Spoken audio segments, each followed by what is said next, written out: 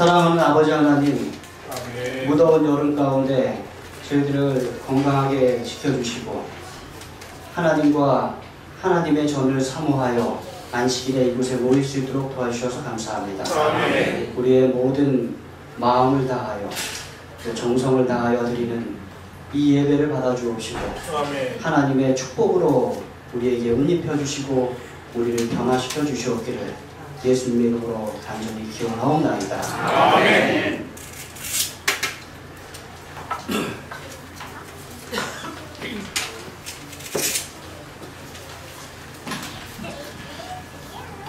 성경 교독하시겠습니다. 마가복음 6장 1절에서 6절까지 있는 말씀입니다. 예수께서 거기를 떠나사 고향으로 가시니 제자들도 따르니라. 안식일 되어 베드로가 가르치시니 많은 사람이 듣고 놀라되 이 사람이 어디서 이런 영서를 얻었느냐.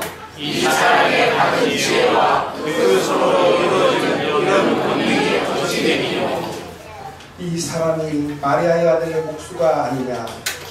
야고보와 요셉과 유다와 시몬의 형제가 아니냐. 그 이름이 우리 함께 여기지 아니하냐 하고 예수를 배척한지라. 예수께서 저에게 이르시되 선지자가 자기 고향과 자기 친척과 자기 집에서는 존경을 받지 아니하니라 하시니라. 거기서는 아무 근육도 행할 수 없어 다만 소수의 병자들에게 안수하여 고칠 뿐이었고 저희에게 믿지 않을 이상이 여기셨다. 이에 모든 손에 두루 다니시며 가르치시더라.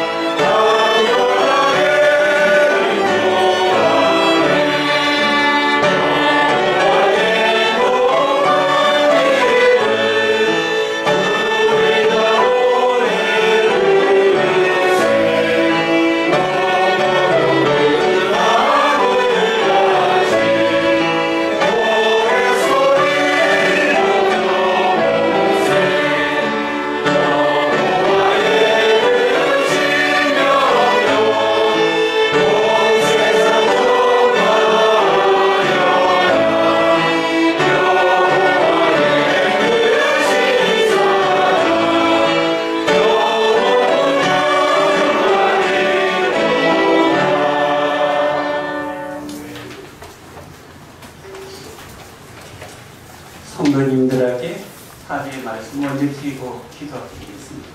저희 이 사람은 무릎이 아파서 서서 기도해야 되는 입장입니다. 용서해 주시고 기도하겠습니다.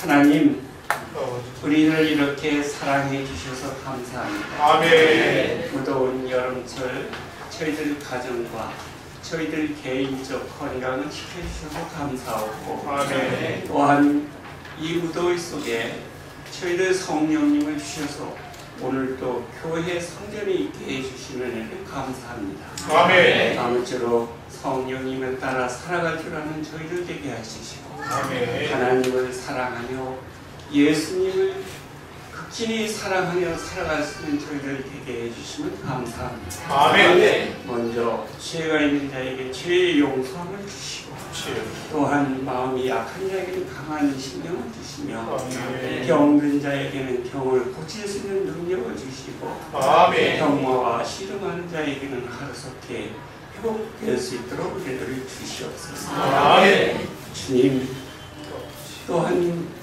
1년이면 한 번씩 우리 가족들이 휴가를 받아 고향에도 가고 또한 티서지도 찾아갑니다.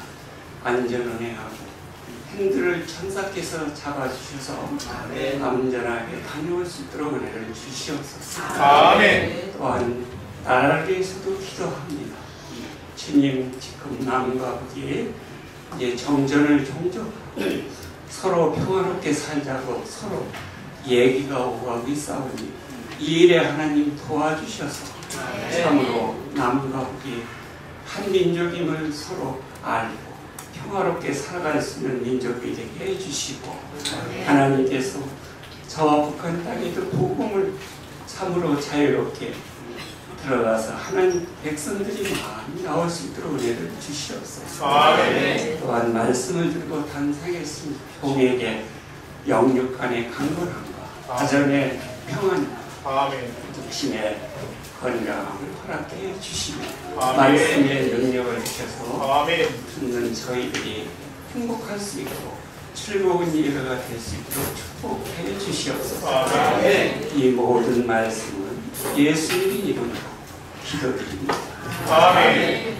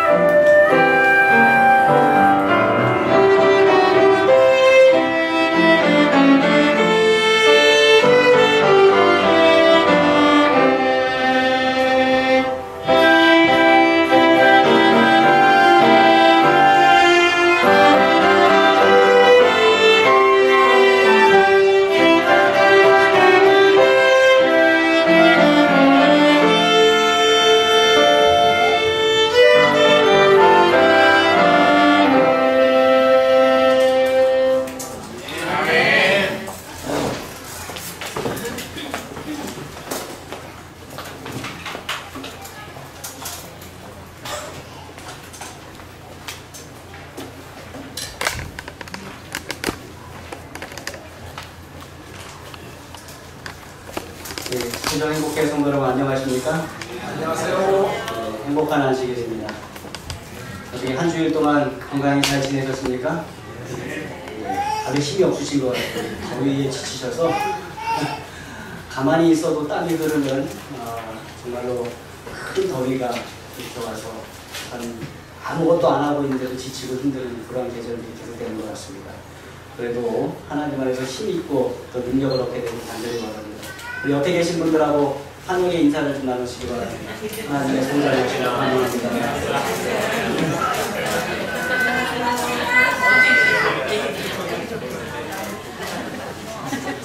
네, 안식학교 때 인사를 드렸지만 다시 한번 좀 인사를 드리겠습니다. 우리 하현중 장로님 진주중앙교회에서 오셨습니다. 뜨겁게 환영해 주시기 바랍니다. 그다음에 우리 강은지 자매의 두 언니 그리고 가족들 오셨습니다. 다 이름은 소개하지 않겠지만 환영해 주시기 바랍니다. 이곳에서 좋은 그리고 아름다운 추억이 있는 그런 안식일 만들어지게 되길 간절히 바랍니다. 내 말씀을 몇 가지 좀 드리겠습니다. 먼저 8월 달부터 예배 순서에 있어서 사회를 없애기로 했습니다. 이게 지난번 직원회에서 저희가 된 것인데 요새 모든 교회들의 예배는 거의 사회를 없이 합니다. 왜 그러냐 하면 여기 파워포인트에 보면 순서가 다 나옵니다. 그래서 순서자들이 그 정해진 순서대로 그저 물 흐르듯이 흘러가면 되는 것입니다. 그래서 사회가 없다는 것 이렇게 기억해 주시고 파워포인트 보시고 우리가 하나님 앞에 다 같이 한 마음으로 예배드리는 그런 순서로 진행된다 이렇게 보시면 되겠습니다. 순서지를 잠깐 한번 같이 좀 보실까요? 순서지에 보시면 찬미 위에 중보기도가 있습니다. 여기는 원래 좀 서서 하도록 이렇게 되어 있는데 지난번 직원회에서는 여기 앉아서 하십시다 이렇게 좀 바꿨어요. 왜 그러냐면 중보기도 이후에 개인기도가 이어집니다. 그렇죠? 이 기도는 개인기도는 여러분들이 어떻게 보면 이 예배 시간에 하나님과 1대1로 만날 수 있는 아주 가장 귀한 시간 중에 하나입니다. 그래서 이 귀한 시간을 잘 활용하시는데 중보기도 하실 때도 서서 하시고 개인기도 하실 때도 서서 하시면 연세가 있으신 분들이 많으신데 이분이나 다리에 아프신 분들이 꽤 계세요. 그래서 다 중보기도 하실 때부터 앉아서 기도하시고 중보기도자가 기도가 끝나시면 그냥 이어서 자연스럽게 여러분들의 그 일주일에 있었던 모든 일들에 대하여 하나님께 아뢰는 기도를 하시면 될 것 같습니다. 사실 기도는 백연수 장로님 이제 무릎이 아프셔서 서서 하시는 일인데 기도는 어떤 분들이 주장하는 것처럼 꼭 무릎을 꿇고 해야 되는 것도 아니고 어떤 분들이 주장하는 것처럼 꼭 서서 해야 되는 것도 아닙니다. 그래서 여러분들 기도는 여러분의 마음 자세가 더 가장 중요함을 기억하시고 아멘. 준비된 마음을 가지고 하나님 앞에 나아가면 어떠한 자세도 문제되지 않는다는 것을 기억해 주시기 바랍니다. 아멘. 이제 다음에 저희가 올라올 때는 통일성을 위하여 하나님 앞에 무릎 꿇는 모습으로 이렇게 나가는 모습이 있지만 다리가 불편하실 수 있죠. 그때는 서서 해도 됨을 여러분 기억해 주시기 바랍니다. 기도에 대한 예화를 조금 하나 들려드리면 어떤 젊은 사람이 어느 교회에 갔는데 어떠한 분들은 서서 기도해야 된다고 외치고 있고 어떠한 분들은 무릎을 꿇고 기도해야 된다고 이렇게 계속 주장을 하고 있는 것입니다. 이 젊은 사람이 나이 드신 장로님께 찾아갔어요. 장로님, 이 교회에 어떠한 분들은 서서 기도해야 된다고 주장을 하고 어떠한 분들은 무릎을 꿇고 기도해야 된다고 주장을 하는데 이 교회 전통이 무엇입니까? 이렇게 물어봤어요. 이 교회 전통은 어떠한 사람은 서서 기도해야 된다고 싸우고 어떠한 사람은 무릎 꿇고 기도해야 된다고 싸우는 것이 이 교회 전통입니다. 형식이 중요한 것은 아니에요.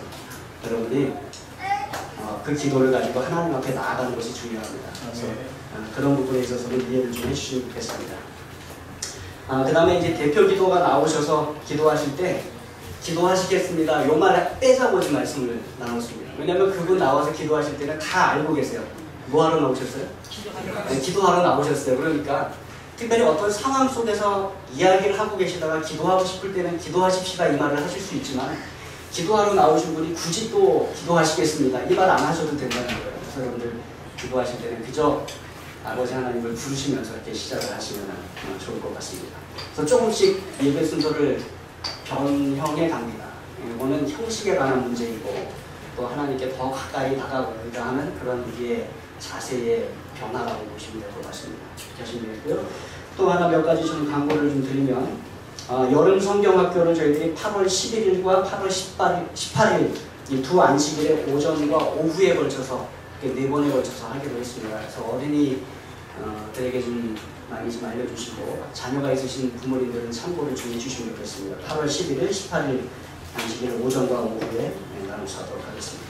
그 다음에 담임 목사 휴가에 대한 광고를 드리겠습니다. 제가 다음 주에 이제 가족들이 다 같이 쉴 수 있는 주가 다음 주여서 좀 떠나게 됩니다. 그러나 여러분 저에게 전화 못 하시는 분 아니세요? 급하신 일 있으면 어떻게 하셔야 돼요? 전화하셔야 돼요. 목사는 사실 휴가 가 있긴 하지만 휴가도 목회의 연장입니다.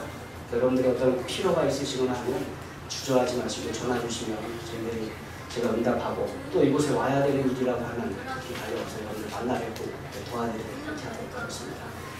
그렇게 말씀을 좀 드렸습니다. 마가복음 6장 1절에 있는 말씀 함께 읽도록 하겠습니다.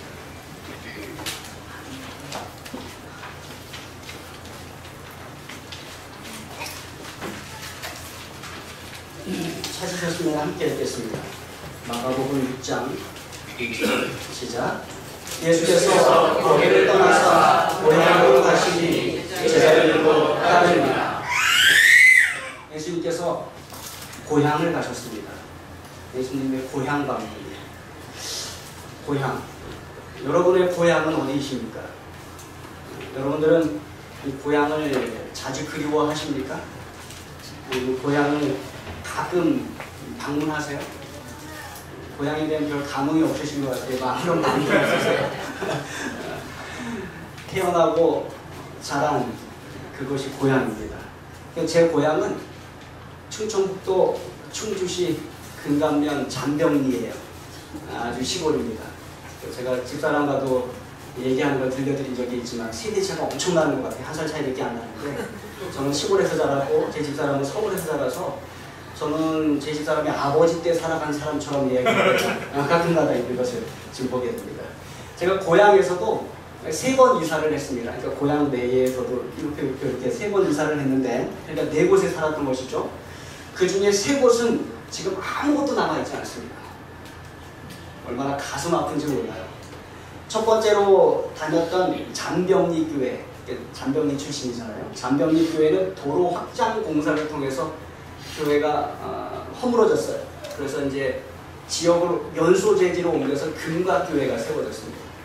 근데 그 교회도 근처에 공군 비행장이 들어서는 바람에 다 허물어졌어요. 참 얼마나 마음이 아픈지 몰라요. 어렸을 때 다녔던 교회가 다 허물어진 것입니다. 지금은 충주 목회교회로 주변의 몇몇 교회와 이렇게 합병이 되어서 있는 상태입니다. 지금 제가 살던 고향에 이렇게 가면 처음 3번째 살았던 그 지역까지 가면은 아무것도 없어요. 모든 집과 건물과 모든 것이 다 사라지고 그냥 들판만 남아 있습니다. 공군 비행장 그 군사시설 옆에 있는 모든 것들을 다 허물어버린 거예요. 그래서 자주 뛰어놀았던 그 길목들과 또 늘 스쳐 지나갔던 그 건물들과 그런 것들이 다 사라진 것입니다. 그런데도 고향에 가면 어떨까요? 그런데도 고향에 가면 그저 마음이 편안해집니다. 그리고 옛 추억들도 생각이 나고 보고 싶은 얼굴들도 떠오르고 그렇게 마음이 아주 편안해지는 것입니다. 어떤 분들 가운데는 고향이라고 하면 어디를 고향이라고 해야 될까 상당히 좀 헷갈리시는 분들이 계세요. 왜 그렇습니까? 태어나기는 했지만 그곳에서 전혀 추억이 없는 분들이 계세요. 다른 것은 기억이 없고 그냥 태어나기만 한 그런 분들이 계신 것입니다. 제 생각에는 어렸을 적에 추억이 가장 많은 것이 고향이 되는 것 같아요. 제가 제주도에서 7년 목회를 했는데 큰아들 찬영이는 그곳에서 시기가 잘 맞아서 유치원과 초등학교를 다 졸업을 했습니다. 유치원 때 가서 초등학교까지 7년을 있었던 것이죠. 작은아이 찬솔이는 3살 때부터 10살 때까지, 그러니까 이제 막 걷기 시작할 때부터 초등학교 3학년이 될 때까지 그곳에서 살았던 것입니다. 그러다 보니까 이 아이들은 고향이 어디예요? 제주도예요. 그래서 방학만 되면 제주도를 가고 싶어요. 거기 있는 아이들과 계속 연락을 하고 주고받고. 찬양이는 제 첫 목회지 서울의 강남에서 태어났고, 찬소리는 제 두 번째 목회지 청주에서 태어났는데 그것은 전혀 관련이 없어요. 아이들하고. 그저 어디가 고향 같아요? 제주도가 고향 같아요. 그래서 방학 되면 늘 가고 싶어하고 아이들과 연락하고 그렇게 지냅니다. 안타까운 것은 자주 보낼 수 없다는 것이 참 안타깝습니다. 경제적 사정도 그렇지만 찬소리 같은 경우는 혼자서 비행기를 탈 수가 없어요. 그래서 올해도 보내볼까 했는데 도저히 저희가 같이 갈 수는 없고, 그래서 미루고 또 못 가게 되는 그런 안타까운 그런 모습이 나타나게 되었습니다. 오늘 말씀을 보면 예수님께서 공생애를 시작하신 이후에 고향을 방문하세요. 근데 오늘 마가복음 6장 1절로 6절에 나와 있는 말씀은 두 번째 고향을 방문하신 그런 기록입니다. 예수님께서 태어나시기는 어디서 태어나셨어요? 베들레헴에서 태어나셨어요. 베들레헴은 어디 있는가 하면 저 아래쪽에 보면 파란색인데 사해라고 있습니다. 사해 바다에서 왼쪽으로 조금 가시면 맨 마지막 글씨가 베들레헴이에요. 거기 동네가 베들레헴입니다. 그런데 예수님은 베들레헴에서 태어나시기만 하셨지 자라나기는 어디에서 자라나셨어요? 나사렛에서 자라나셨습니다. 나사렛은 어딘가 하면 조금 더 위쪽 3분의 1 부분쯤에 가시면 갈릴리 호수가 이렇게 파랗게 보이는데 거기에서 살짝 왼쪽에 아래쪽에 보시면 다메섹, 나사렛, 그 다음에 나인 이렇게 있습니다. 나사렛이 거기입니다. 그러니까 거리가 꽤 있죠. 태어나신 곳하고 자라나신 곳은 꽤 거리가 있습니다. 30살이 되어서 침례 요한에게 침례를 받고 공생애를 시작하시기 전까지 예수님은 나사렛에서 사셨습니다. 나사렛은 그렇게 유명한 동네는 아니에요. 변방의 아주 촌동네, 작은 동네입니다. 그러니까 예수님께서 공생애 사역을 시작하시기 위하여 AD 27년 가을에 나사렛을 떠나셨어요. 침례를 받으시고 40일간 광야에서 시험을 받으시고 제자들을 부르시고 사람들에게 복음을 전하시고 가르치시고 병을 고치시면서 1년 반의 시간을 지내시다가 AD 29년 늦은 봄에 처음으로 고향 나사렛을 방문하셨습니다. 1년 반 만에 고향 방문이에요. 뭐 그렇게 긴 시간은 아니지만 고향을 간다는 것이 얼마나 즐거우셨겠습니까? 거기 어머니도 계시고 형제와 자매들이 여전히 그 동네에 살고 있었습니다. 늘 다니던 길과 자주 오르던 산과 언덕이 그곳에 있었어요. 얼마나 반가우셨겠습니까? 그리고 그것을 떠나셨다가 또다시 1년 후에 AD 30년 이른 봄에 예수님께서 두 번째이자 마지막으로 나사렛을 방문하십니다. 오늘 우리가 읽은 마가복음 6장 1절로 6절의 말씀은 두 번째 고향을 방문하신 그러한 때에 대한 기록입니다. 이 그림이요, 현대의 나사렛입니다. 아름답죠? 산도 있고 구름도 있고 쭉 넓게 펼쳐지는 그곳에 있는 그런 마을입니다. 그런데 슬프게도 예수님의 고향 방문은 즐겁지가 않으셨어요. 첫 번째도 그랬고 두 번째도 마찬가지였습니다. 예수님은 두 번 다 고향에 가셨을 때 두 번 다 거절을 당하셨습니다. 그럼 마음이 얼마나 아프셨겠습니까? 오늘은 예수님의 두 번째 고향 방문에 대한 말씀을 나누는데 6장 2절에 있는 말씀을 함께 읽도록 하겠습니다. 시작. 안식일이여 회당에서 가르치시니 많은 사람이 듣고 놀라 이르되 이 사람이 어디서 이런 것을 얻었느냐, 이 사람이 받은 지혜와 그 손으로 이루어지는 이런 권능이 어찌 되느냐. 예수님께서 고향을 방문하셨을 때 어디 가셨어요? 회당에 가셨습니다. 안식일에 회당에 가셨습니다. 첫 번째 고향을 방문하셨을 때도 안식일에 회당에 가셨어요. 그래서 이사야서의 메시아의 예언에 관한 글을 읽으셨습니다. 그리고 그 사람들에게 이 말씀이 너희에게 오늘 응하였느니라 이렇게 선포하셨었습니다. 두 번째 고향을 방문하셨을 때도 예수님은 안식일에 회당에 가셨어요. 두 번째 가셔서는 뭐 하셨다고요? 가르치셨다. 이렇게 기록합니다. 늘 그렇듯이 예수님의 가르침은 참 놀라웠습니다. 예수님은 당시 성경을 가르치던 이 서기관들과 다르게 권위 있는 자의 모습을 보여주셨어요. 예수님은 다른 교사들보다 훨씬 더 말씀에 대한 통찰력을 보여주셨습니다. 여러분 당연하지 않겠습니까? 누가 가르치신 거예요? 예수님이 가르치신 거예요. 말씀의 저자 되신 하나님 되신 예수님께서 그 말씀을 가르쳐 주시는 것입니다. 그러니까 얼마나 통찰력이 있고 또 얼마나 명쾌하게 그 말씀을 해석해 주셨겠습니까? 여러분 그런 예수님의 설교 들으시고 싶으십니까? 네. 제 설교 말고 아마 예수님의 설교를 듣고 싶으실 것 같아요. 저도 예수님의 설교를 듣고 싶습니다. 그러나 하늘나라 가시면 들으실 수 있어요. 근데 하늘나라 가시기까지 어떻게 하셔야 돼요? 계속 담임 목사의 설교를 들으셔야 돼요. 그래서 좀 부족하더라도 이해해 주시고 사랑해 주심으로써 들어주시기 바랍니다. 이 많은 사람들이 예수님의 설교 말씀에 참 놀랐습니다. 당연한 것이죠. 지혜와 지식에 한계가 없으신 말씀의 저자 되시는 예수님, 그 설교를 듣고 그들이 얼마나 놀랐겠어요. 그들이 놀라서 이렇게 말합니다. 이 사람이 어디서 이런 것을 얻었느냐? 이 사람이 받은 지혜와 그 손으로 이루어지는 이런 권능이 어찌 되느냐? 그럼 아주 좋은 질문들입니다. 아주 적절한 질문들을 이 사람들이 했어요. 아주 좋은 거예요. 여러분 좋은 질문은 우리의 삶에 아주 필요합니다.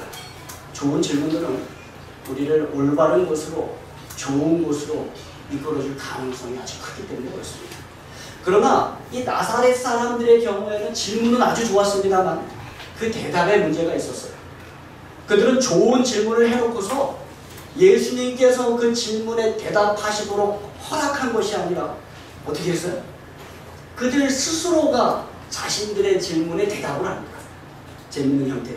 3절의 말씀 함께 보겠습니다. 시작. 이 사람이 마리아의 아들 목수가 아니냐? 야고보와 요셉과 유다와 시몬의 형제가 아니고 그 너희들이 우리와 함께 있지 아니하냐 하고 예수를 배척한지라. 그들이 질문에 답해요. 이 사람 마리아의 아들이잖아. 목수잖아. 그 가난한 목수. 야고보와 요셉과 유다와 시몬이 그 형제들이잖아. 그 자매들이 우리와 함께 있잖아. 그리고 나서는 결론적으로 어떻게 했습니까? 배척했어요. 예수님께서 주신 기별을 그들이 받아들이지 않았다는 것입니다. 좋은 질문을 해놓고는 자신들이 대답해놓고 어떻게 했다고요? 배척했습니다. 얼마나 어리석은 일인지 모릅니다. 그들이 보여준 것은 믿음이 아니라 불신이었습니다. 그래서 6절에 이렇게 말씀합니다. 함께 읽겠습니다. 시작. 그들이 믿지 않는 이상이 것이다. 예수님께서 그렇게 하신 거예요. 그래서 오늘 본문의 기별은 아주 단순합니다. 불신은 믿지 않는 것은 하나님의 능력을 제한한다. 뭐라고요? 불신은 믿지 않는 것은 하나님의 능력을 제한한다는 것입니다. 또 5절이 이렇게 말씀합니다. 함께 읽어보겠습니다. 시작. 거기서는 아무 권능도 행하실 수 없어 다만 소수의 병자에게 안수하여 고치실 뿐이요. 다른 말로 하면 그들의 불신 때문에 그들의 믿음 없음으로 말미암아 예수님이 제한을 받으신 거예요. 사람들이 믿기를 거절함으로 말미암아 하나님의 그 무한하신 능력이 그들의 불신에 붙들려서 그만 아무 권능도 행하실 수 없었다는 것입니다. 그저 적은 수의 병자들만, 믿음을 표시했던 적은 수의 병자들만 고침을 받으실 뿐입니다. 좀 더 살펴보겠습니다. 그들이 예수님을 믿지 않았던 그 불신의 원인이 무엇인가? 그들이 한 말을 다시 한번 살펴보도록 하겠습니다. 3절 다시 읽습니다. 시작. 이 사람이 마리아의 아들 목수가 아니냐? 야고보와 요셉과 유다와 시몬의 형제가 아니냐? 그 너희들이 우리와 함께 여기 있지 아니하냐 하고 예수를 예수님에 대한 아주 제한적인 시각을 갖고 있었습니다. 그들은 그저 그들의 눈으로 보는 것, 자신들이 체험으로 알아온 것, 그리고 자신들이 이해한 것에 그들 자신이 갇혀 있었습니다. 그들은 그 이상을 보지 못했습니다. 그들 앞에 하나님의 아들 메시아가 서 계셨어요. 그런데 그들이 그분에게서 본 것은 뭐예요? 마리아의 아들이잖아. 가난한 목수네. 그 형제들 우리가 알고 있잖아. 자매들 우리가 알고 있잖아. 그 제한적인 시각에 그들이 완전히 갇혀버렸던 것입니다. 그들의 눈으로 예수를 보면서도 예수가 진짜 마땅한 분인지 그들이 미처 깨닫지 못하고 있었던 것입니다. 예수님께서 폭풍을 잔잔케 하셨을 때 이렇게 말씀하셨습니다. 마가복음 4장 40절로 41절 함께 읽도록 하겠습니다. 40절 제가 읽고 41절 읽어주십시오. 이에 제자들에게 이르시되 어찌하여 이렇게 무서워하느냐? 너희가 어찌 믿음이 없느냐 하시니 그들이 심히 늘어나며 서로 하여되 그가 우리에게 바람과 바다도 순종하노라 하였더라. 예, 믿음이 없는 것이 이렇게 무섭습니다. 왜곡된 시각이 우리에게서 믿음을 빼앗아가요. 그런데 아무리 놀라운 일을 보아도 그분이 어떠한 분인지 제대로 깨닫지 못한다는 것입니다. 그분이 진정 어떠한 분인지 무엇을 하실 수 있는 분인지 그들이 깨닫지 못한다는 거예요. 그래서 여러분 믿음을 잃어버리면 다 잃어버리는 거예요. 뭐라고요? 믿음을 잃어버리면 다 잃어버리는 거예요. 나사렛 사람들은 믿음을 잃어버려서 다 잃어버렸어요. 그런데 여러분 오늘날에도 그와 같은 일들이 우리 가운데 일어날까요? 일어납니다. 우리가 하나님을 믿고 예수님을 믿는다고 말은 하지만 우리의 제한된 시각과 우리의 제한된 믿음 때문에 하나님의 그 무한하신 능력이 제한을 받으실 수 있다는 것입니다.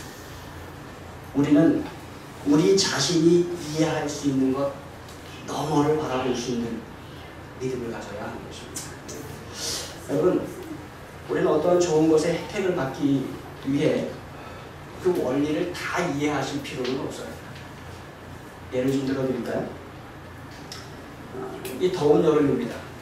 우리가 이 전기에 대하여 다 알지 못합니다. 그렇죠? 전기 원리 다 이해하고 있지 못해요. 그런데 우리가 이 전기를 믿고 사용합니다.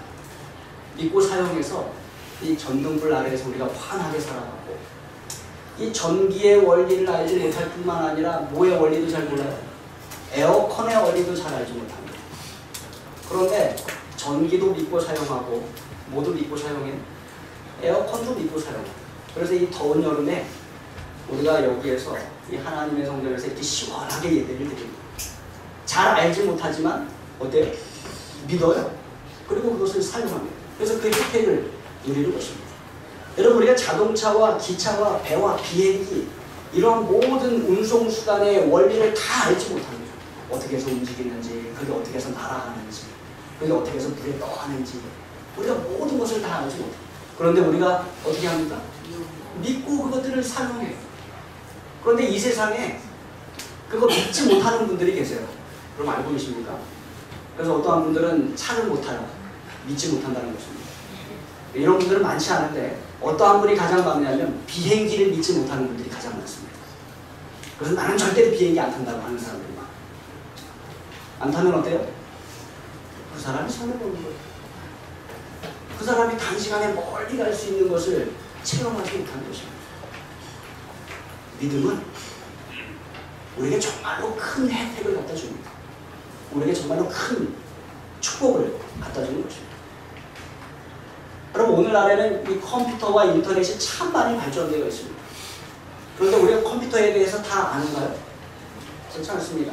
저도 컴퓨터를 참 많이 사용하지만 컴퓨터를 사용할 뿐이지 그 모든 원리 하나하나에 대해서 잘 알지 못합니다.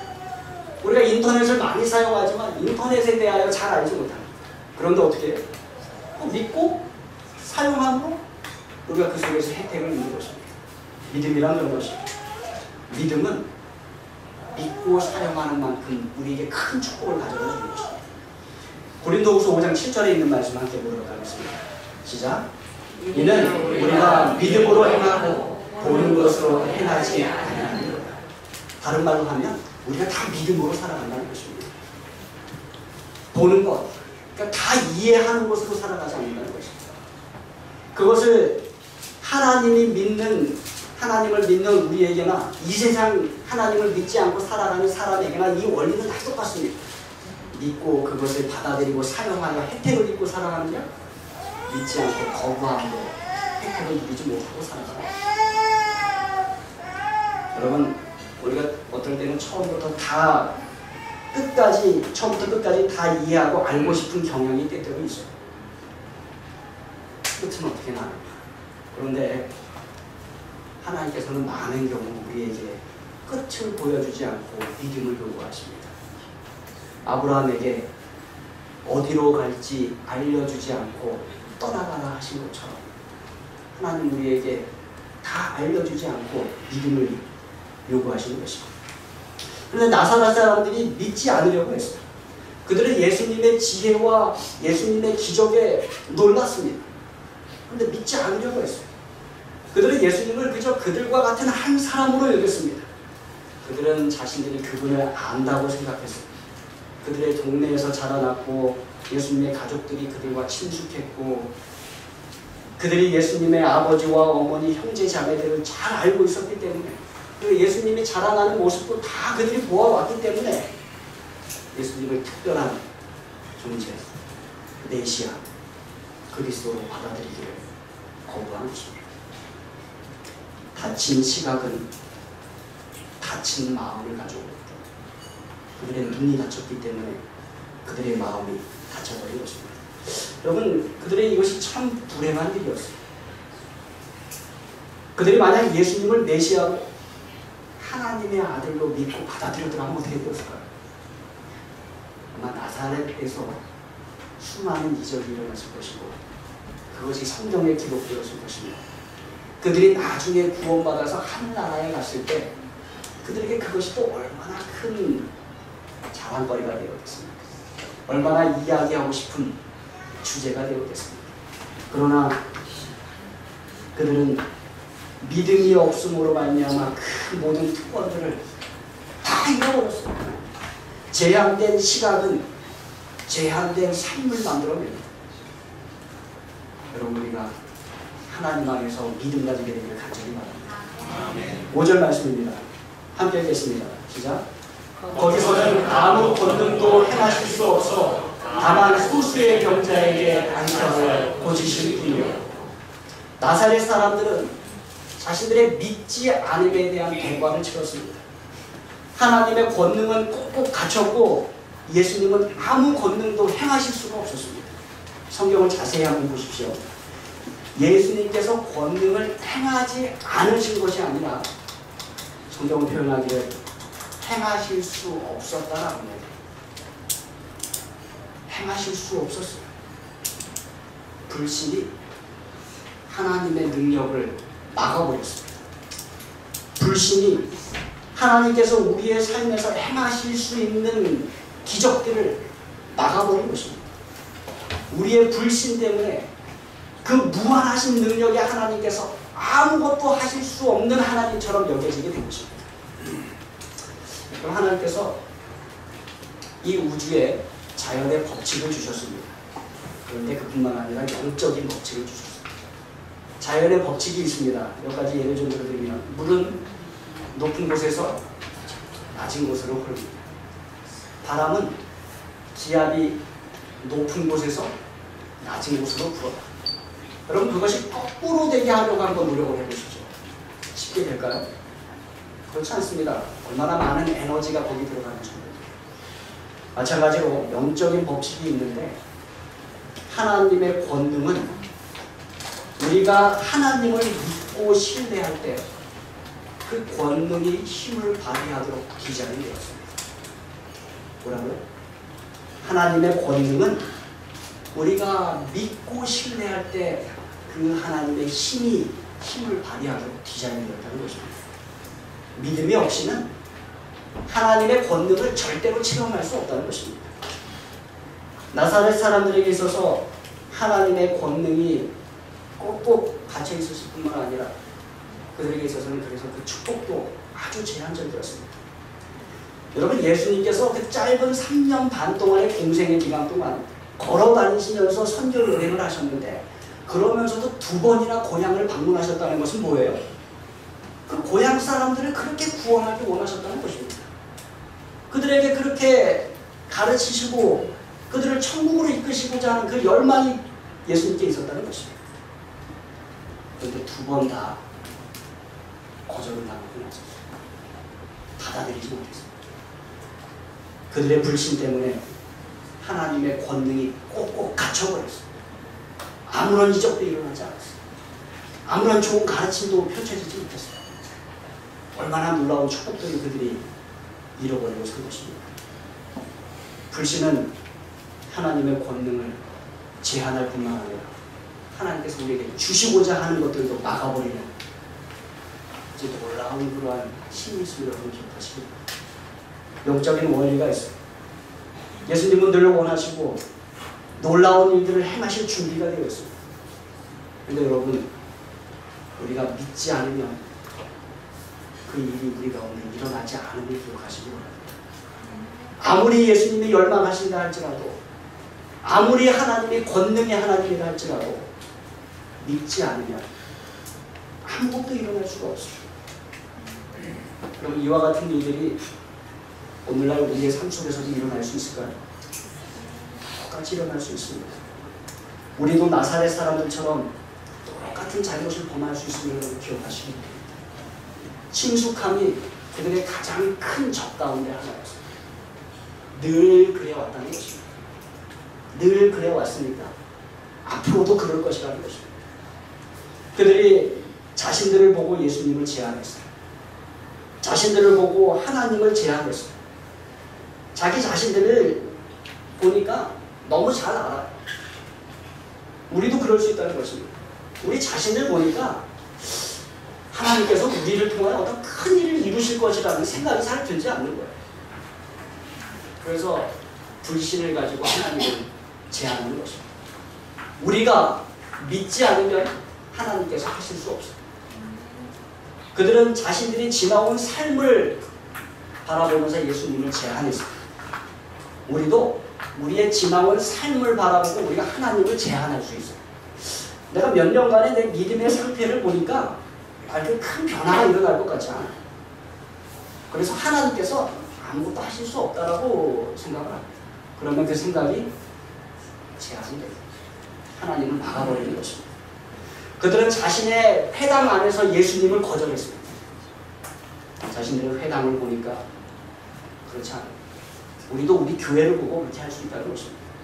우리 교회를 보니까 하나님께서 우리 교회에 부흥을 안 주실 것 같아요. 우리 교회를 보니까 우리 교회를 통해서는 새로운 신자들이 구원을 못 받을 것 같아요. 그러한 생각들을 자꾸 하고 있으면 어떻게 된다고요? 그게 사실이 되어버리면 안 돼요. 하나님께서 놀라운 계획을 가지고 계신다 할지라도, 하나님께서 아무리 큰 능력과 힘을 가지고 계신다 할지라도 우리의 믿음이 움직이지 않으면 하나님께서 역사하실 수 없습니다. 기억하시기 바랍니다. 우리 교회 주석은 이렇게 달고 있습니다. 함께 읽겠습니다. 시작. 예수는 자신의 능력의 결핍 때문이 아니라 사람들의 믿음의 결핍 때문에 방해를 받았다. 똑같은 일들이 오늘날에도 일어납니다. 하나님은 하나님의 능력 결핍 때문이 아니라 우리의 믿음의 결핍 때문에 방해를 받으십니다. 그럼 해결책은 뭐예요? 불신에 대한 해결책은 무엇입니까? 믿음이에요. 불신에 대한 해결책은 믿음입니다. 그럼 믿음이 뭐예요? 믿음은 하나님과 예수 그리스도께 우리의 신뢰를 두는 것입니다. 불가능해 보이는 일, 어려워 보이는 일, 힘들어 보이는 일, 우리에게 믿음을 두는 것이 아니라 누구에게 두는 거예요? 하나님께 두는 것입니다. 하나님께서 내 삶에 변화를 일으키실 수 있다. 하나님께서 나를 통하여 내 가족과 내 이웃을 구원하실 수 있다. 하나님께서 나를 통하여 이 교회에 놀라운 부흥을 일으키실 수 있다. 이게 믿음이에요. 나를 보면 불가능해 보일 수 있어요. 내가 어떻게 해요? 그게 무슨 그러나 여러분, 우리 자신을 보지 말고 우리에게 힘과 능력을 주시는 하나님을 바라보게 되길 간절히 바랍니다. 아멘. 하나님의 전능하신 하나님이세요. 아멘. 그런데 하나님이 그 전능하신 하나님이 인간의 선택을 존중하십니다. 인간의 믿음으로 무엇을 선택하느냐를 아주 존중하세요. 하나님의 능력이 아무리 크셔도 여러분의 삶에 막 마구잡이로 비집고 들어가서 하나님이 하고 싶은 일은 여러분의 삶에서 막 행하지 않습니다. 하나님의 능력이 크신 하나님이시지만 하나님이 여러분의 선택을 존중하십니다. 하나님이 여러분의 믿음의 선택을 귀히 보십니다.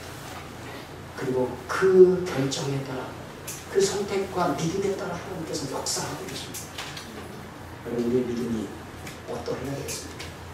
요한복음 14장 12절에 14절 있는 말씀 함께 읽겠습니다. 제가 12절 읽고 13절 읽어주십시오.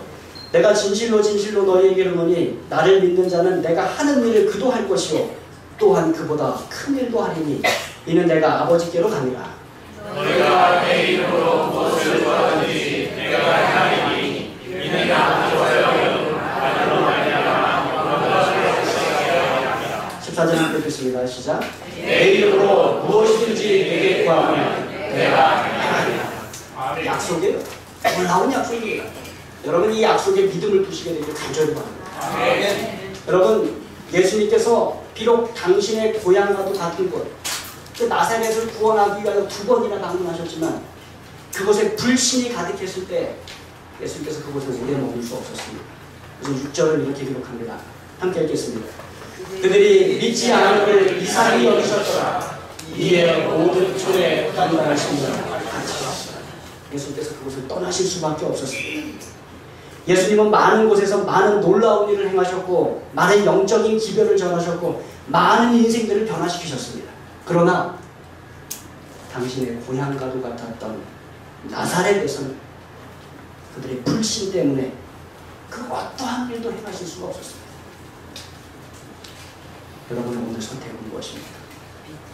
나사렛 사람들과 똑같은 우를 범하시겠습니까? 아니면 믿음을 선택하고 하나님과 예수 그리스도께 신뢰를 두고 믿음을 가지고 선택함으로 하나님께서 여러분의 삶에 행하시는 놀라운 역사들을 경험하실 것입니다. 무엇을 선택하실 거예요? 저와 여러분의 선택이 예수 그리스도 안에서 믿음이 되길 바라면서 말씀을 마치겠습니다. 아멘.